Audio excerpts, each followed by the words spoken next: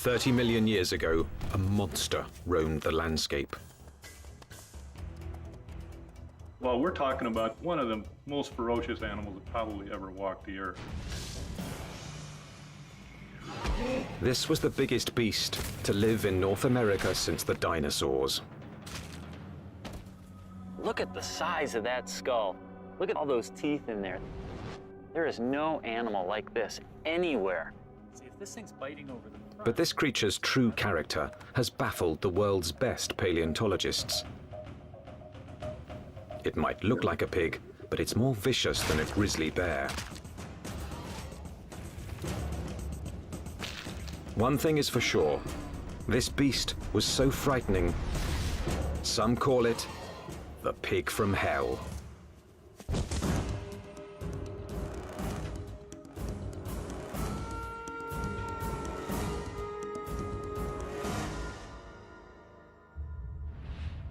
Prehistoric America, 30 million years ago, the dawn of the Oligocene epoch.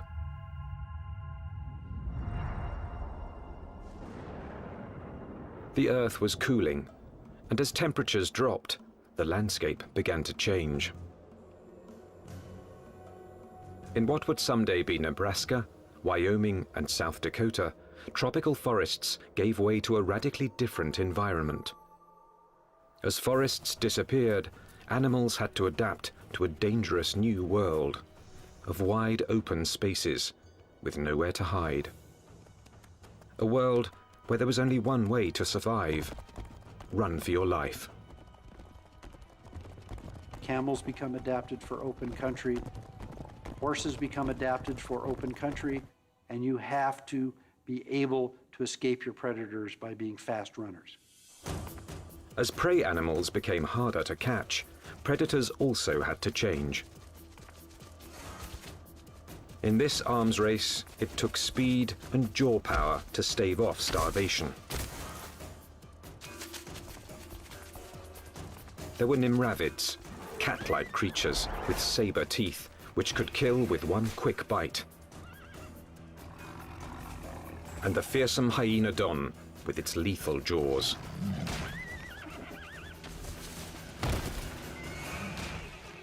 There was another animal stalking these deadly grasslands. Scientists call it the entelodont. More than a meter at the shoulder, weighing in at 270 kilos, entelodont was the Oligocene's #1 menace. Entelodonts, I mean, they were really bad-looking animals that only a mother could love. And if you were another animal on the landscape and you saw one of these things, I think you'd go in the opposite direction. Paleontologists have always looked at the entelodont's sheer power with reverence. But its behavior is one of evolution's most puzzling enigmas. Was it a pure hunter, or did it use its battle tank body simply to protect itself from other predators? Between the biting and the chewing, you wanted to stay away from the business end of this animal. Just look at it. Look at the size of that skull. Look at all those teeth in there. There is no animal like this anywhere. Entelodont's name means perfect-toothed. Its teeth were driven by a perfect system, which gave this creature a ferocious bite.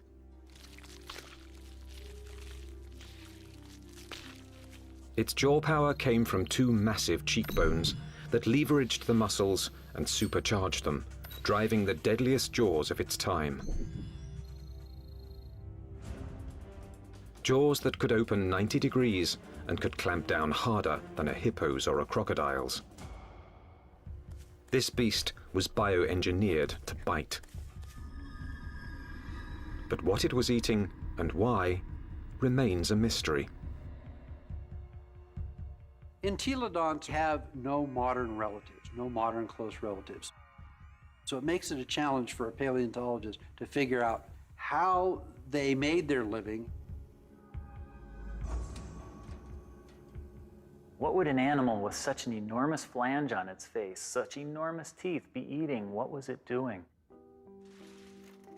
Entelodont fossils first caught the attention of scientists in the 1850s. They decided it was a bear-like creature.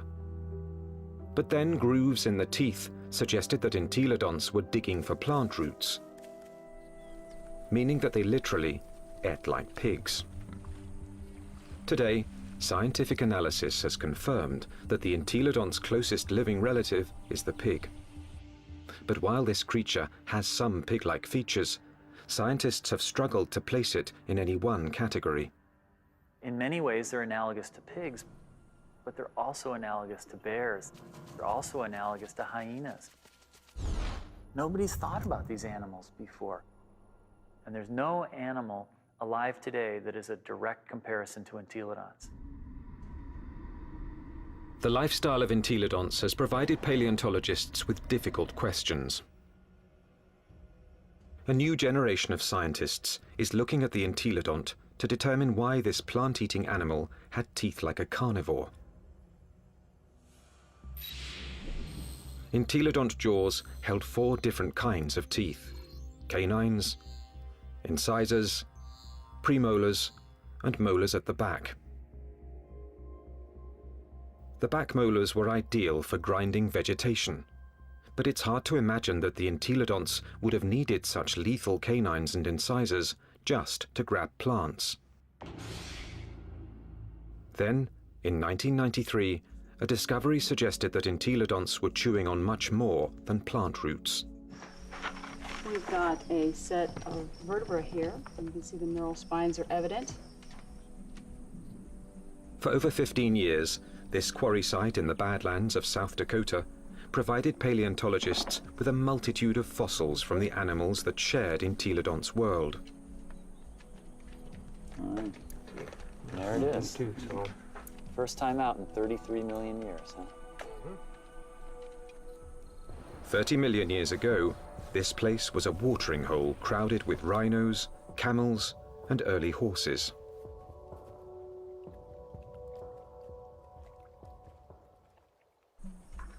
Well, we have some articulated ribs. Scientists also found one of the largest collections of entelodont bones in the history of North America. So many that they dubbed the site the Big Pig Dig. Fossil hunters also found the prehistoric equivalent of fingerprints. Entelodont teeth marks all over the bones of the biggest and fastest animals of its time. These represent bite scars along the dorsal margin of this rhinoceros skull. Well, what could make these marks? If we take an entelodont skull, we see that the premolars are widely spaced apart.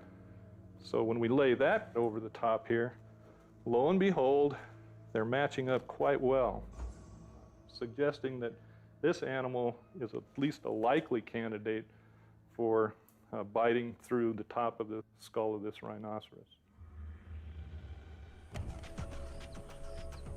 The dig presented key evidence that entelodonts didn't just eat plants, suggesting that they were less like modern pigs and more like fearsome prehistoric predators.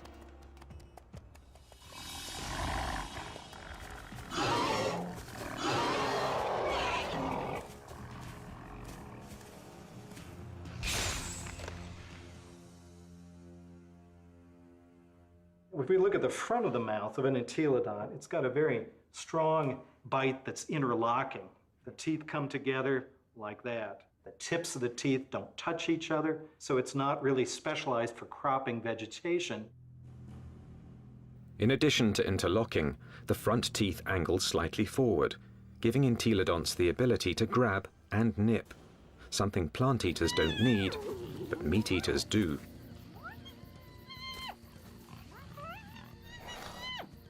The incisors and the canines have been perfectly capable of tearing a bite out of a carcass.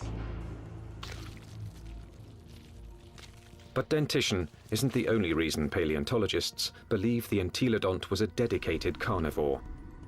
Under Wyoming's rugged terrain, scientists are finding more and more bones bearing the signature of entelodont's powerful jaws.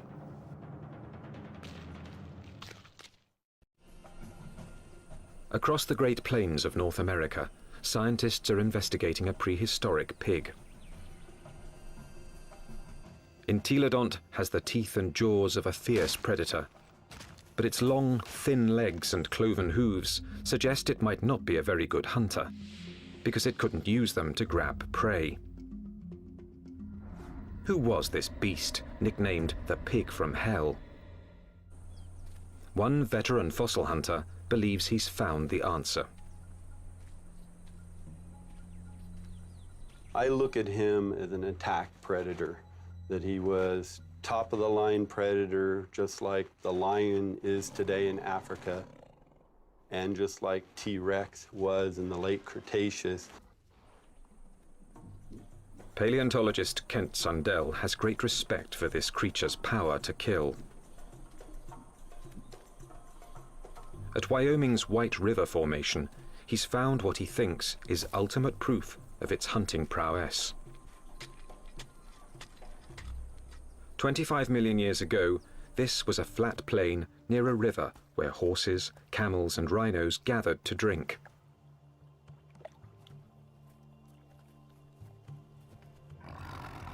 Fierce carnivores, such as hyenodons and saber-toothed cats, were also drawn here. It was the perfect spot to ambush and kill the unwary prey animals. In 1998, Dr. Sundell found the mangled skeletons of 7 miniature camels jumbled together.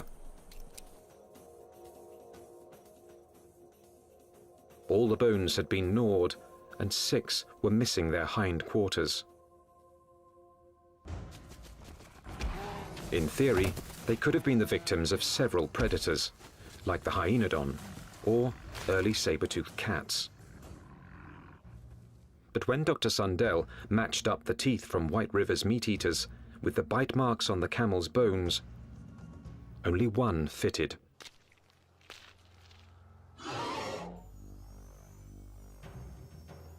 Bite marks alone don't prove these camels were killed by an entelodont, but where the bite marks are might be a clue.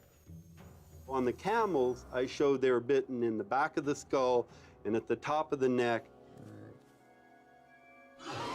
He gets next to that prey and he tries to get a puncture wound through the cranium. Dr. Sundell believes this is the mark of a true predator, which kills before it eats. And hundreds of miles away, in Ohio, there's more evidence that entelodonts could have hunted. Evidence from a scientific journey no one's ever taken before. Inside an entelodont's 30-million-year-old head. At Ohio University, anatomist Larry Whitmer uses a CT scan to electronically model the brain surfaces of prehistoric animals. When he modeled his first entelodont brain, he noticed something unusual. This animal's eye sockets face right back out at us. What that tells us is that this animal almost certainly had binocular vision, meaning the visual fields overlapped, which allowed them to have some depth perception. Larry Whitmer believes entelodont's eyes help to identify it as a predator. There's a decent chance that this animal has binocular vision as a predatory adaptation, to actually spot prey and actually judge their distances, which you might actually expect an ambush predator to have. So it could actually jump at the right speed and the right distance in order to capture its prey.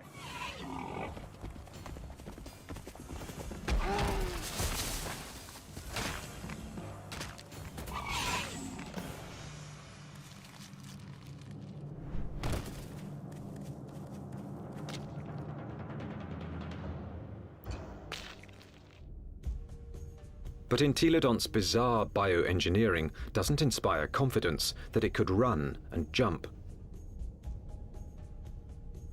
Its body bones are light compared with its massive skull. But in fact, entelodonts easily carried their enormous heads, without tipping over, using powerful packs of muscle bulging from the top of the spine to the legs, and from the back of the head to the tail. The animal's head was cantilevered out in front of its body with these ligaments that ran from these spines down to the skull.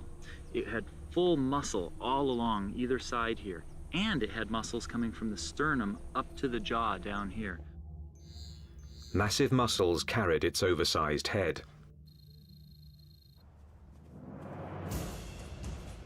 But to bring down a camel, it would also have to run fast.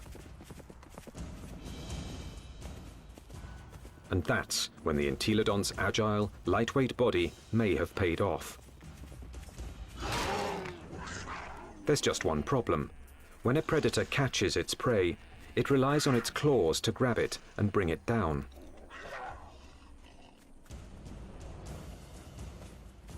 Armed with only cloven hooves, there is no way the entelodont could have captured a fleeing camel. Or is there? It must have been doing something right, because there's compelling evidence that plenty of large mammals ended up as an entelodont's lunch. Well, it looks like there's a lot of bones coming out along here, and right here we have a really large limb bone.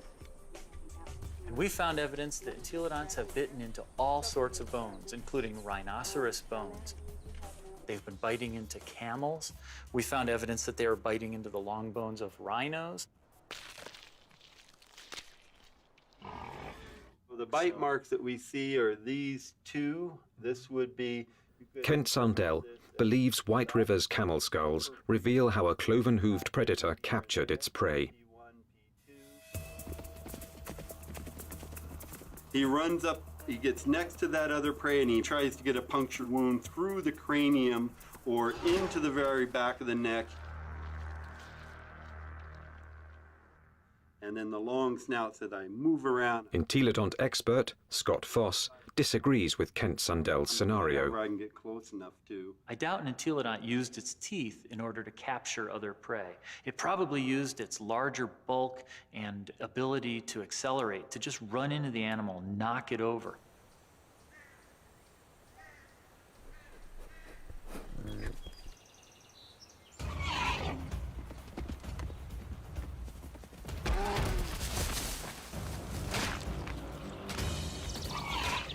Once I had that animal knocked over, then the teeth can go into business, then the jaw goes into business, and it could crush whatever it went into.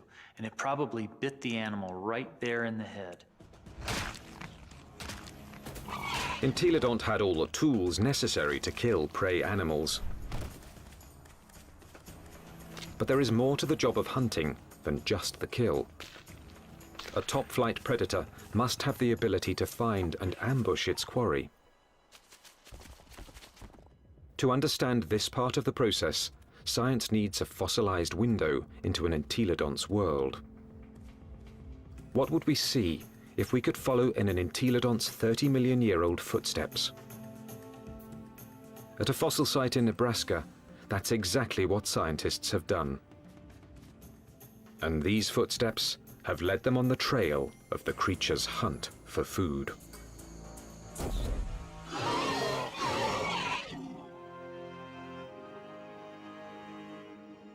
Northwest Nebraska, home to Toadstool Geologic Park, one of America's more remote tourist destinations, and a treasure trove for anyone fascinated by life's ancient past.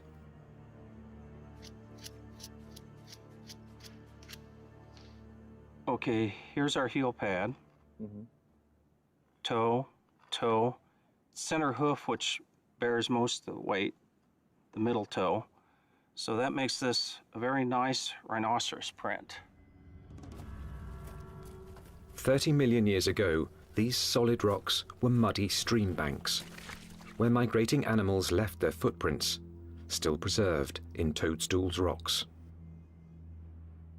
Well, once we get it clean, it's a very nice rhino. Weigh in anywhere around 500, 600, 700 pounds.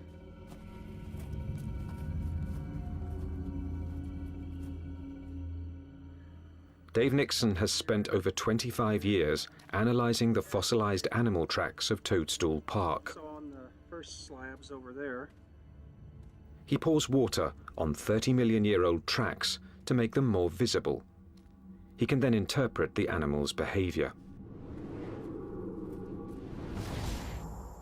And he's walking at a deliberate pace, but not excited until he gets to this point. He starts to become stuck in the mud and shows quite a bit of emotion here because he really kicks, lands here, and he's out of the mud, but he puts another leap in, and the third bound takes him out of our exposure, and we're seeing excitement, if not fear. And if you're a herbivore, somebody always wants you for lunch. The rocks reveal that something was following the rhinos. We also have some smaller tracks. They look really tiny until you realize they're the tips of the toes. And what we have is an entelodont. The entelodont tracks at Toadstool Park give experts like Dave Nixon an unparalleled opportunity to understand how these creatures might have hunted. Because on that day, 30 million years ago, entelodonts weren't the only animals following the rhinos. And we have a set of carnivore tracks over here.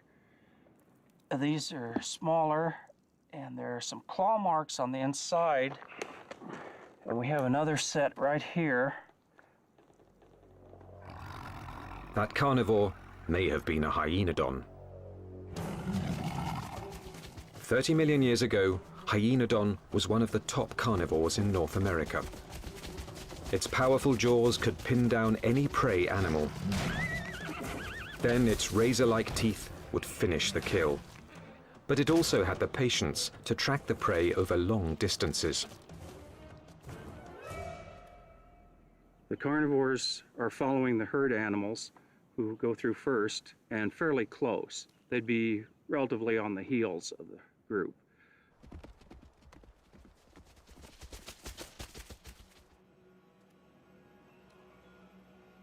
Mysteriously, the tracks also reveal that the entelodonts were letting the competition get closer to the prey.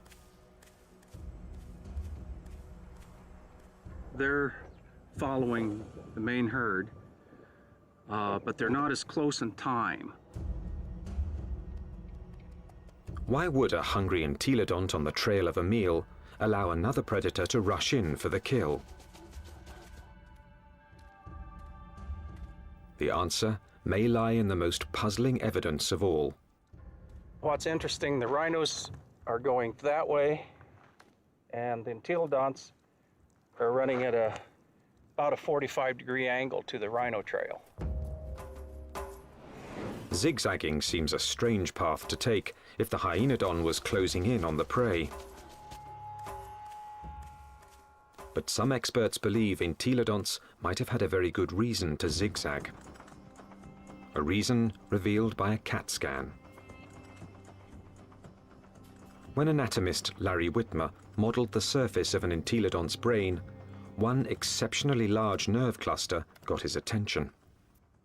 The size of these things right here, and what these are nerves that are actually bringing sensory information in from the snout. This was no bloodhound, but it still had a very respectable sense of smell, and this smelling apparatus here certainly would have been well adapted to pick up the smell of a carcass. And that could explain why the Toadstool Park entelodont zigzagged while following the rhinos and hyenodon. Zigzagging could have helped its nose track the smell of a kill. It's searching. If, say, something's here or here, as you go around it, as the wind brought the scent to you, you'd be able to basically triangulate in on it and go find it. So if the wind's from this direction and you're upwind, you'd miss it, but as you came this way, you'd be downwind and catch it, and you could double back.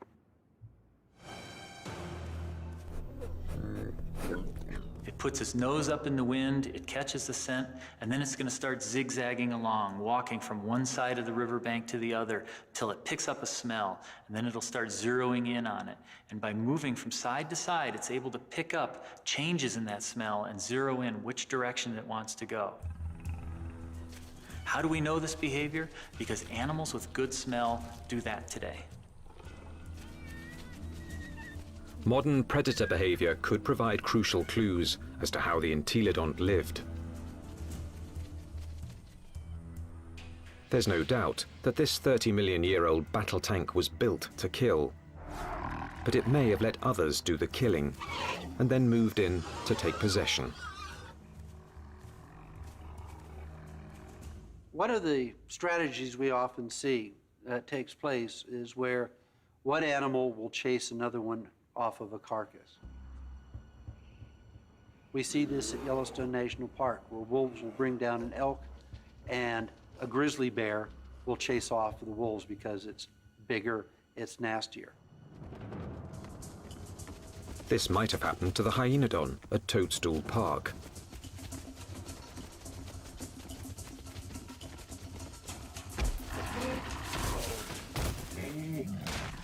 The hyenodon has run down and killed an exhausted rhino and is feasting on the carcass until the pig crashes the party. The razor-jawed beast goes from fearsome predator to underdog. The hyenodon might get in a few blows, but the entelodont's bulk would overpower its rival.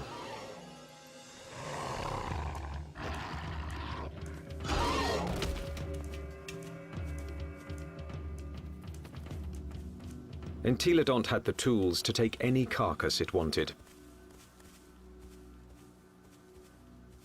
I can't think of any other carnivore that might stand up to it.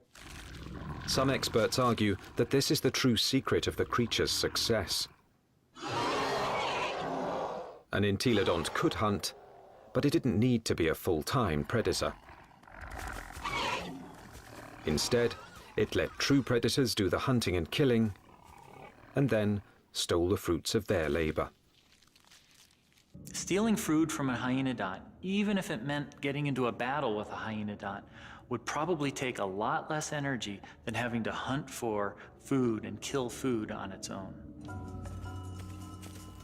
If scavenging was its lifestyle, the entelodont's complex bioengineering doesn't look so strange.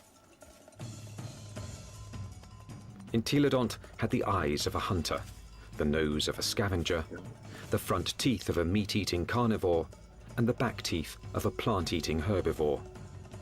It may have evolved from a plant-eater into an omnivore, a creature that could eat whatever was available in a radically changing world. And so in reality, what this animal ate was anything it wanted. That's part of the reason why these animals were as successful as they were for as long as they were on the planet. The entelodont's success was about to be tested by an ever-evolving planet. The Earth was growing cooler, and the landscape was changing. Some of the entelodont's fiercest rivals would not survive, but the pig from hell was about to show it could withstand the test of evolution by getting bigger.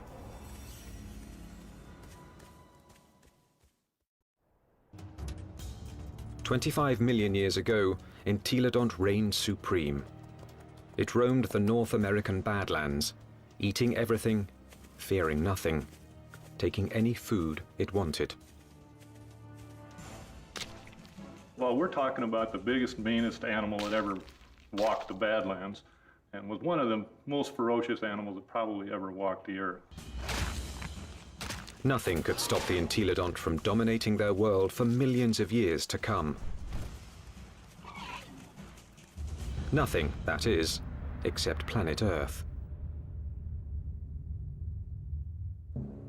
25 million years ago, the time known as the Miocene began. The Earth grew even colder, and once again, North America began to change. The trend towards drying, a more arid environment continued, and you see woodlands become less frequent, become more scattered, spotty, confined along rivers. So you're talking about an open grassland environment very similar to what we think of the Great Plains today. The fossil record reveals that as plant foods grew more scarce, mass extinctions began. Survival depended on traveling long distances to find something to eat. One of the selective factors that we see going on is animals becoming larger because it enables them to cover larger distances to find the food resources that they need to survive. And that meant that predators were confronted by a life or death problem. Now, the animals they hunted were bigger, faster, and much harder to kill.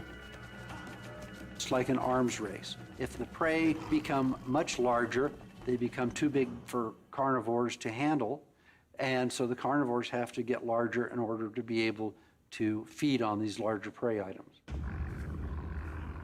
Some predators, such as Hyaenodon, couldn't meet the challenge. After 10 million years as North America's apex hunter, it disappeared from the fossil record, and that put Entelodon's survival on the line.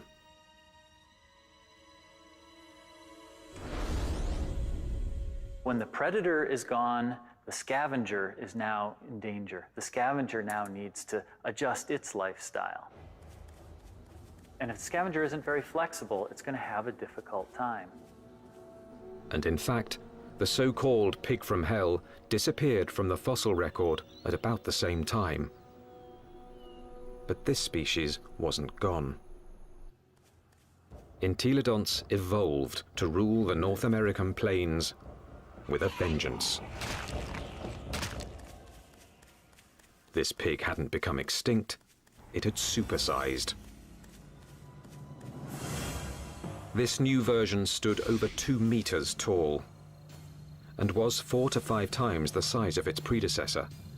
It still had a battle tank body and a sprinter's legs. Its skull and jaws were now even more massive and more intimidating. It was bigger than a modern bison.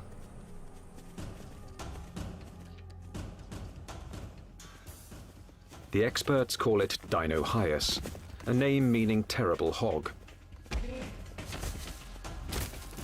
Terrible enough to earn a nickname of its own, the Terminator pig. Dinohyus. This is the monster of monsters. This is the beast of beasts.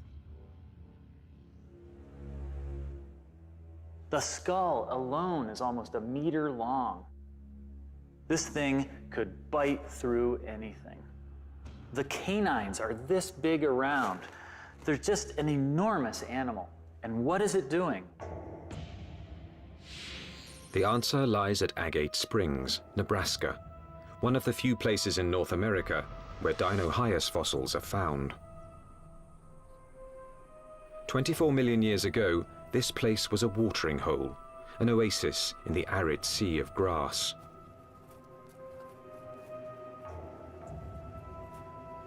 Hundreds of animals, many of them rhinos, gathered here to drink. And as the drier, colder planet killed off their food supply, they came here to die, making Agate Springs a paradise for predators and a favorite haunt of the Terminator pig.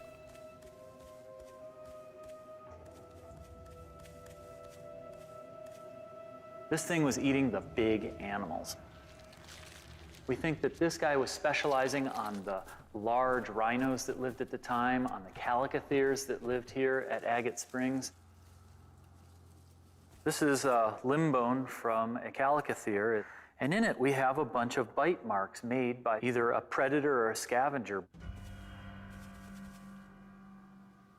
The Entelodont premolar, one of the teeth you find just behind the canine, appears to match these holes very well. When its crushing jaws bit into some of the Miocine's biggest mammals, Dinohyus was chewing on more than meat.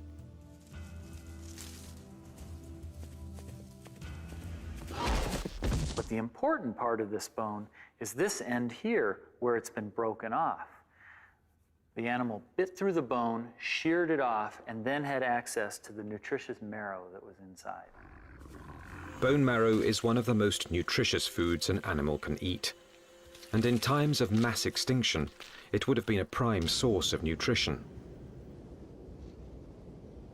As the Miocene climate change killed off thousands, a diet from scavenged bone marrow may have allowed the Terminator pig to thrive. The long bones contain marrow, which is good for several years after an animal dies. So think of it as canned fat that would be available during a drought. So the pigs could still find food after a massive die-off, even if they're looking at mostly skeletons. The Terminator pig was the pinnacle of entelodont's evolution. This beast had supersized to survive the Miocene's challenge. And it very nearly succeeded, but not quite. Because in this new world, survival would ultimately depend on a skill set even the Terminator pig didn't possess. 20 million years ago, a new monster predator arrived in North America. The bear dog.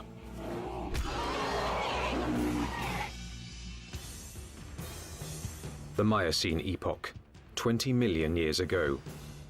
In what's now northwest Nebraska, Dinohyus, aka the Terminator pig, is settling down to eat.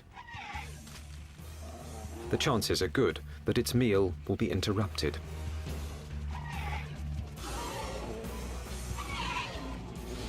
With its huge size, it could handle just about any threat to its dinner. Except a threat it had never seen before: the bear dog. A recent arrival from Asia, this savage, bone-crushing beast wouldn't back down from any fight.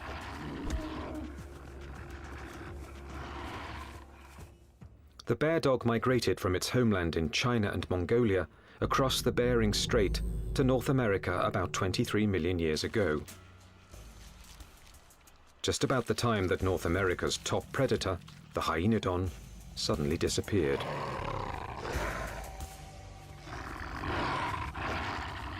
Scientists suspect that it wasn't a coincidence.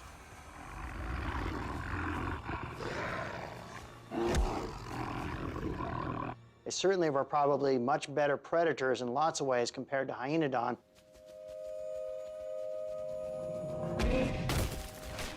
And so it's a reasonable expectation that they probably drove the last of hyenodon to extinction in North America. With hyenodons gone from North America, the bear dogs faced off with their only remaining competition: the Terminator pig. Dinohyus relied on its massive size and killing jaws, two advantages its ancestors had once deployed against hyenodon.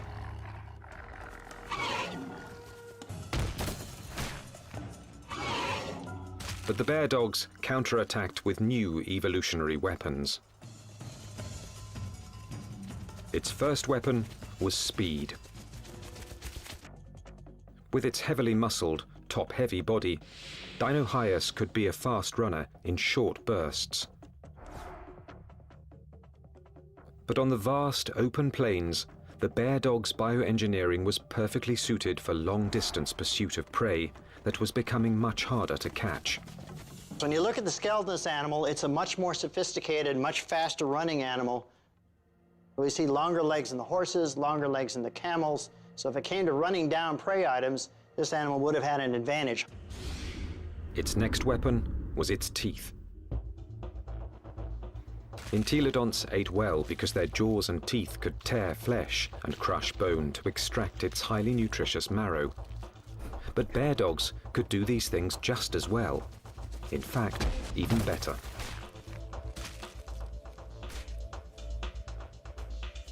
It's a great animal at biting bone, eating bone, crushing it.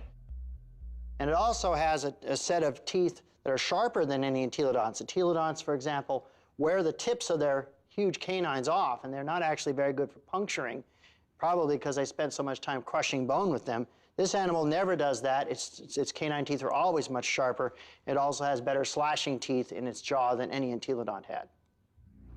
So in many ways, it did a better job of what entelodonts had done than entelodonts ever did. The bear dogs could outrun and outbite the Terminator pig. And they had a third weapon the entelodont never possessed.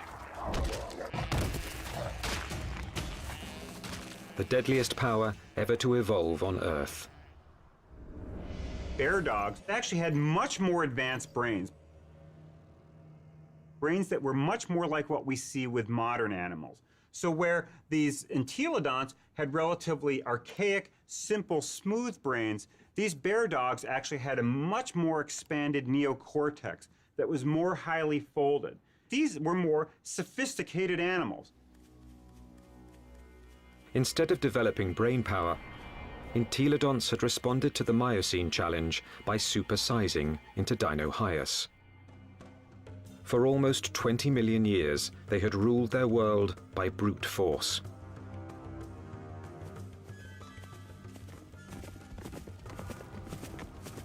But no more.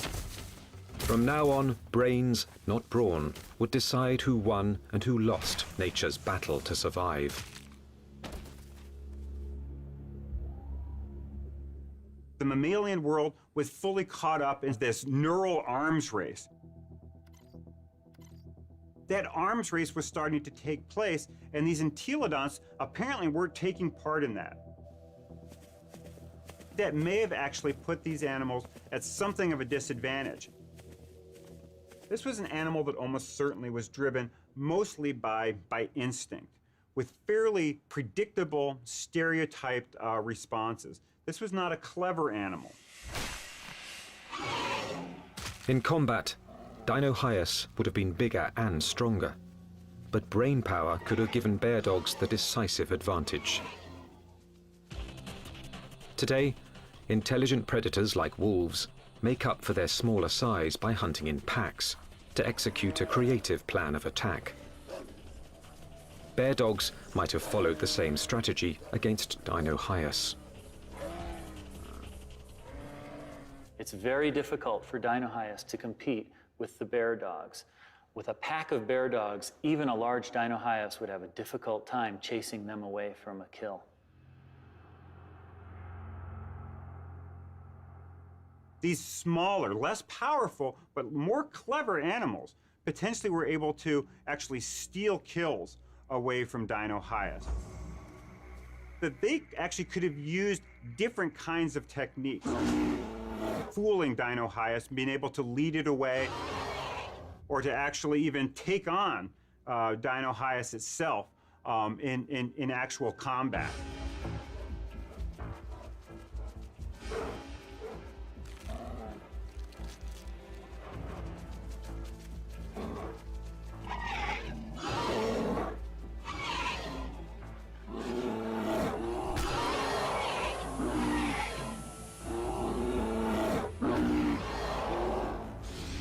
And so this is a more advanced animal in terms of its teeth, in terms of its speed, in terms of its overall body size, and especially in terms of its intelligence. This thing has a much larger brain for its body size than does any entelodont. This animal had entelodonts beat in almost every way you can think of.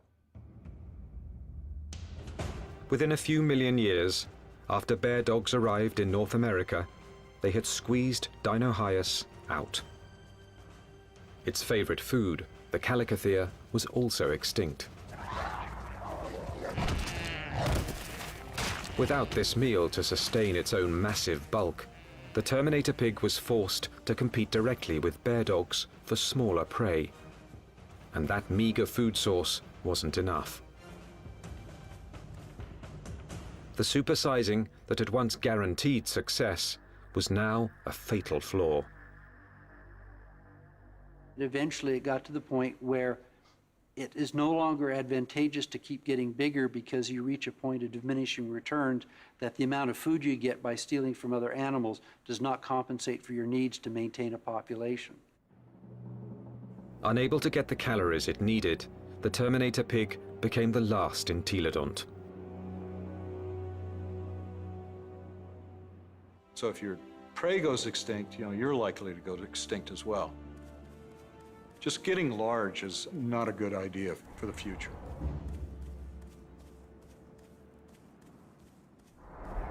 Despite its rapid demise, entelodont was an evolutionary success. It dominated its environment for nearly 20 million years. It had the ability and intelligence to either hunt, scavenge, or forage, allowing it to survive on any available food source. This behavior is now the norm for more modern omnivores, like bears and humans. And some think a bit of entelodont's predatory instinct still lives on. When I was a kid growing up on a farm, I was always told, don't fall down the pig pen, they'll eat you. But the entelodont's living legacy isn't what fascinates the experts. Science is unraveling its secrets. Nothing else quite like it has ever walked the earth.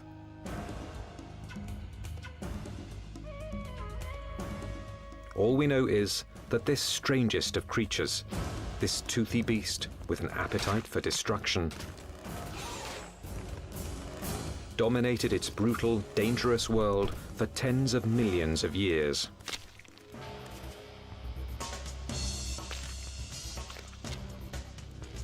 A powerful tribute to the entelodont, perhaps the most unusual and the most mysterious of all prehistoric predators.